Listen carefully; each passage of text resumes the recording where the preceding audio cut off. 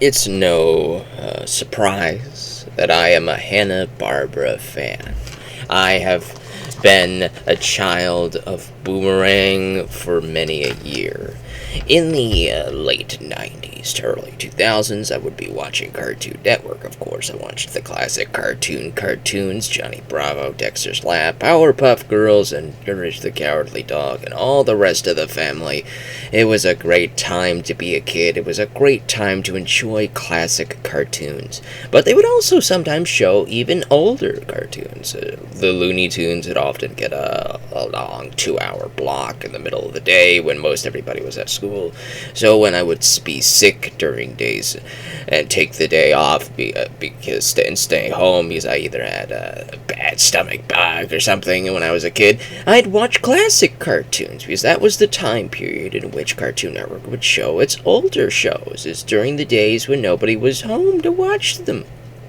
And so we got to see the Looney Tunes and a bunch of other classics like Quick Draw McGraw, Adam Ant. No Space Ghost, though. Space Ghost and all the other Alex Toth shows were pretty much phased out by this point. You never got to see them. I never got to see any of them as a kid. So when I finally picked up this collection, and I finally got to see Space Ghost for the first time in a classic Space Ghost episode, because I know the talk show Space Ghost Coast to Coast, and of course I love Harvey Birdman, Attorney at Law. It's one of my favorite shows. I know about those, but I've never seen their original shows, the original 60s Space Ghost episodes. I've never seen the Herculoids. I've never seen Birdman's classic show. And unfortunately, Birdman was not on this box set, but Space Ghost was, and a couple episodes of the Herculoids were as well. And the way that those classic episodes were set up is a lot like how a lot of Hanna-Barbera shows tend to be set up. For example, you'd have an episode of Adam Ant, but it would actually be like very short programming block where like they cram in 2 to 3 cartoon shorts in the single thing. You might have one Adam Ant, and then another one would be like Secret Squirrel or something, and then you get another one that might be Peter Potamus or something, or it might be another Adam Ant episode if you were lucky. But sometimes it's just one episode for this one thing, and then a bunch of other stuff besides. And that's how they did it for a lot of shows. The Quick Draw McGraw Show, that's what it would be called, the Quick Draw McGraw Show. You get one short of Quick Draw McGraw, and then one short of something else, like maybe some Hillbilly Cats or something. They did a whole bunch of crap. They made a whole bunch of shows, and they crammed them together because they knew if you watched 3 shorts of Quick Draw McGraw back to back, you might get tired of it. That's how cheaply a bunch of these shows were made. The best ones that they made for whole episode segments, like the Flintstones and the Jetsons. Those were fantastic. They were classic shows. Flintstones is one of the most enduring IPs. It's not nearly as big as it used to be, but they still put it on marketing. The Fruity Pebbles still has the Flintstones on it. They still have Flintstones gummies. They still market the Flintstones, despite having been off the main prime time air for over 40, 50 years. The show is incredible. I love the Flintstones. I love the Jetsons. But there were a bunch of shows that they aired back in the day that I just never got to see. And after Cartoon Network started airing shows like Chowder, I never cared for Chowder. I know, cardinal sin. But by the time that Cartoon Network was starting to air Chowder, I left Cartoon Network. I stopped watching Cartoon Network. I started to watch Boomerang instead. Because Boomerang had all the classic shows. It had all the Scooby-Doo variations.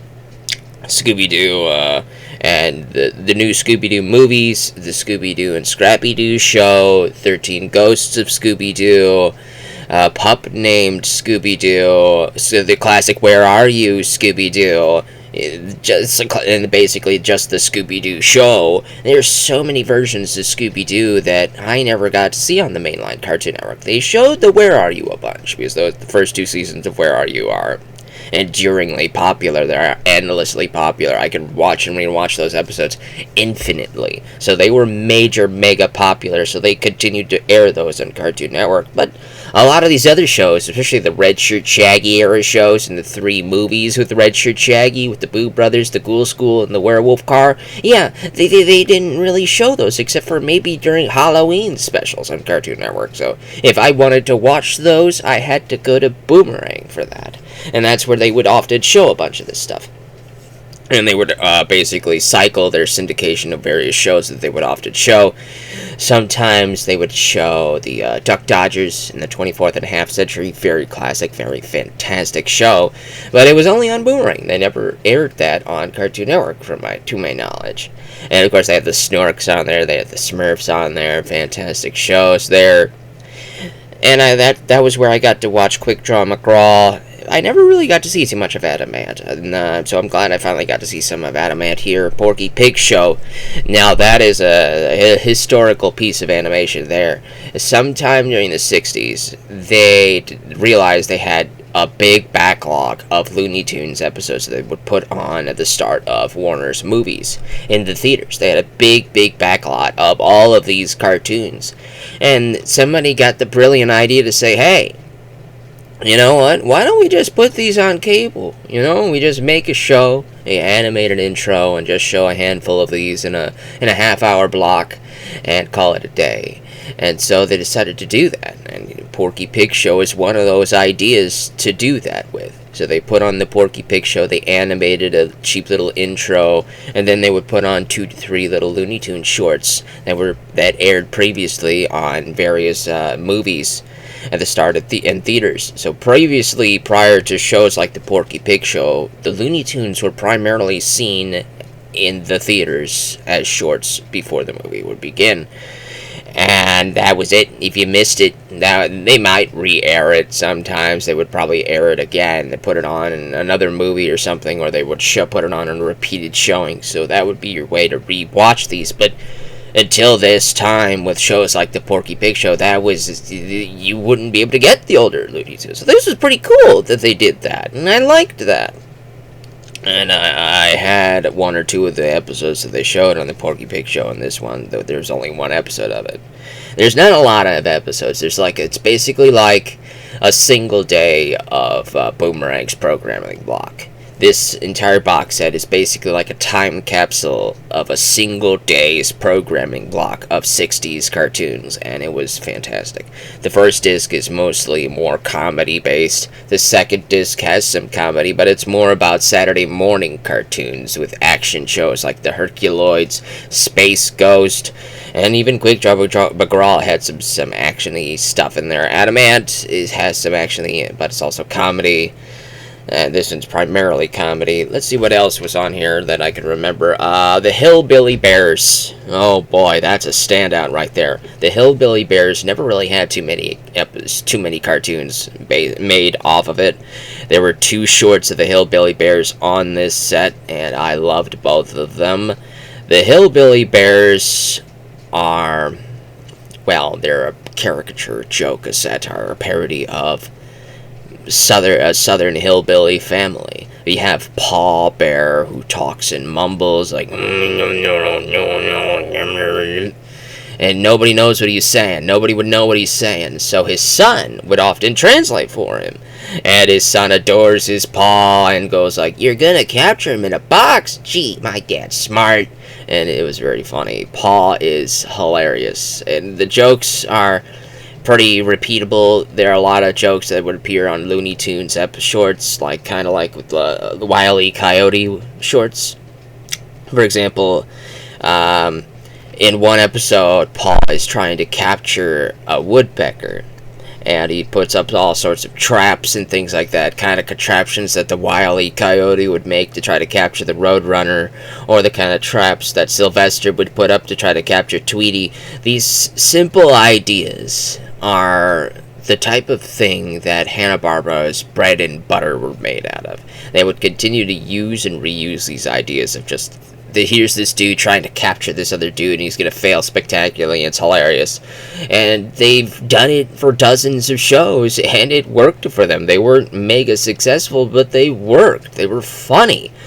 And this Hillbilly Bears episode with the woodpecker was hilarious. I was laughing. I was actually laughing. It was awesome. I was actually smiling and chuckling to myself, and it was just feeling like great. I was feeling great. So I was very happy to take a look at this 1960s favorites, because we just don't see shows like these made anymore. Space Ghost. Let's talk about Space Ghost. Let's talk about the Herculoids a little bit. Now, if you remember, if you were an 80s kid, maybe if you were a 90s kid, maybe if you played with your older brother's toys like I did, but if you were mainly an 80s kid, you might remember He-Man and the Masters of the Universe. Like when you would buy an action figure of the Masters of the Universe, it would come with a tiny little comic, just a little tiny little comic, maybe about 10 to 20 pages long, a single chapter. And you would get a tiny little mini story, of a single episode in the Masters of the Universe franchise. The art was fantastic. It looked far better than the cartoon of the Masters of the Universe was. It was far more gritty, far more action and awesome, so we loved them. They were fantastic. I used to have a bunch of them. Now I only have one, sadly, but they were good. They were very fun. If you remember those tiny little things, they weren't able to fit a big amount of story into it. Sometimes it was just a single encounter where Skeletor would go like, "Finally, I found you, He-Man. I have captured your friend many times, and now you have to rescue him within 30 minutes, or he will die." And so He-Man would have to try to capture him, and and it was just one single little encounter, and after he rescues Man-at-Arms, that was the end of the comic, that was the end of the story. That's kind of like how Space Ghosts episodes are. They're basically about 7 minutes long, maybe 7 to 8 minutes long. They're not that long at all. There is enough time for a single encounter. Space Ghost finds an enemy. Zorax escaped from prison, and he's captured his companions, and so Space Ghost has to come down there and try to rescue his friends, and he gets into some trouble, but then he figures it out through some wit and banter, and using his Space Ghost powers and invisible powers and force beam powers, and he saves the day within 7 minutes. It's not a big, deep story, but it was entertaining. It's like classic it's like classic action comics, the type of little tiny little Masters of the Universe things. They're not big, they're not expensive, but it was a nice little fun little story. And that's kind of like how Space Ghost was. You can watch a bunch of these shorts on YouTube. I believe a bunch of Space Ghosts. The Hillbilly Bears should also be on YouTube. You should go watch those. They're very fun. I definitely recommend the Woodpecker episode. Just definitely take a look at that one. And I recommend watching the Zorak episode of Space Ghost. That's a very fun one. I don't think there's too much else I could say about this. Hanna-Barbera made a lot of cartoons. A lot of them kind of blur together. And a lot of them kind of don't really work as well as other cartoons. For example, Yogi Bear and Boo Boo are fantastic. They are timeless characters. Pretty much anybody who's ever watched Cartoon Network back in the day remembers Yogi Bear and Boo Boo. But does anybody remember Breezely and Sneezely? Probably not. Breezely and Sneezely were the Yogi Bear and Boo Boo in the Northern Arctic. Breezely was a polar bear who got into all sorts of hijinks with some big northern military guy, and Sneezely was his seal companion. He was a lot like Boo Boo, but he would just sneeze a lot because he's called Sneezely. It's the far north, it's cold, so of course he's Sneezely all the time. And it was a bunch of hijinks up in the cold. It was basically Yogi Bear, but in the north, with the polar bear. And the Breezely did talk a lot like Yogi, but a lot of these ideas are just very cheap. But they're very fun to learn about, how they were just making up these ideas a mile a minute and throwing them on the television screen to see what stuck. They're very cheap to make. They reused animations, they reused backgrounds, they looped it, they cycled it. A joke about recycled animations with backgrounds, especially. You're on YouTube right now, you're watching this on YouTube. Go onto the search bar and type in, type in circles. It's called circles. Just type in Yogi Bear circles song. That's it. I tried to come off the top of my head. I tried to remember the name of the band, but that's not happening. But I remember the name of the song. It's called Circles. It was a part of the Cartoon Network Tunes block. If you remember the Crazy Tunes, I remember a bunch of them. If you want to look up a bunch of them, some of them I remember off the top of my head. You can type in Jabberjaw song, Cartoon Crazies, Jabberjaw. And then there's Dexter's Lab. In the lab I got that Will I Am sang Will.I.am. You know, the guy for the Black Eyed Peas. Yeah, he sang a Dexter's Lab song. That was pretty fun. That was a pretty good song, actually. But yeah, there's one called Circles. And the reason why it's called Circles is it's just a joke about classic animation and how they reused and recycled backgrounds.